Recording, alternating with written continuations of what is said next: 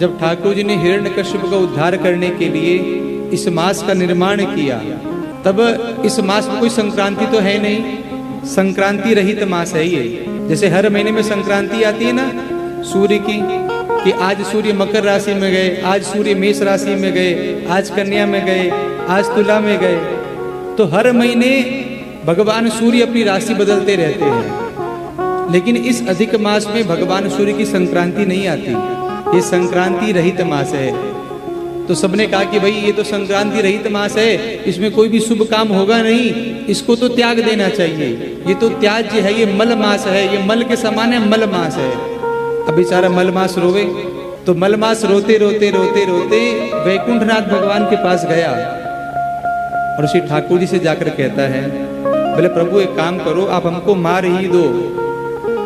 अरे ऐसा क्यों कह रहे हो, हमारे जीने का कोई सार ही नहीं है, हम जी कर करेंगे क्या, हमारे मास में कोई संक्रांति नहीं आती है, संक्रांति रहित है हम तो।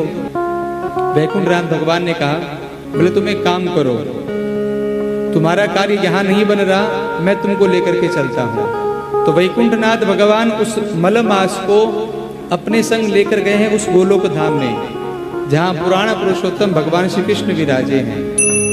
उनके पास लेकर गए और निवेदन किया, सरकार ये बेचारा मलमास बड़ा दुखी है, ये सदैव रोता रहता है कि हमें कोई ग्रहण नहीं करता, हमारा कोई अधिष्ठात्र देवता नहीं है, हम जाए तो जाए कहाँ, हम करे तो करे क्या, अब क्या किया जाए, अब हम आपकी शरण में हैं।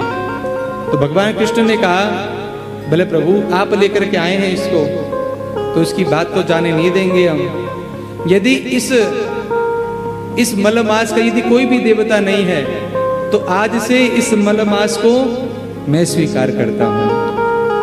और एक बात ध्यान रखिएगा, जिसे संसार ठुकरा देता है उसे परमात्मा स्वीकार करते हैं। तो यदि संसार आपको ठुकरा देना, तो कभी मन में चिंता नहीं करना कि संसार ने हमको ठुकरा दिया, कहाँ जाना, पुराण पुरुषोत्तम भगवान कृष्ण के चरणों में आना। ये ठाकुर जी सबको स्वीकार करते हैं। भगवान ने कहा, बोले आज के बाद ये मेरा महीना है और मेरा नाम पुरुषोत्तम है, तो मैं इस महीने को अपना नाम दूंगा। और उस दिन से ये मलमास पुरुषोत्तम मास बन गया। और साथ ही साथ श्री ठाकुर जी ने एक बात और कही कि आज के बाद यदि कोई इस पुरुषोत्तम मास को मल मास कहेगा, तो उसके सारे पुण्य क्षीण हो जाएंगे। ऐसा ये परम पावन पुनीत पुरुषोत्तम मास है।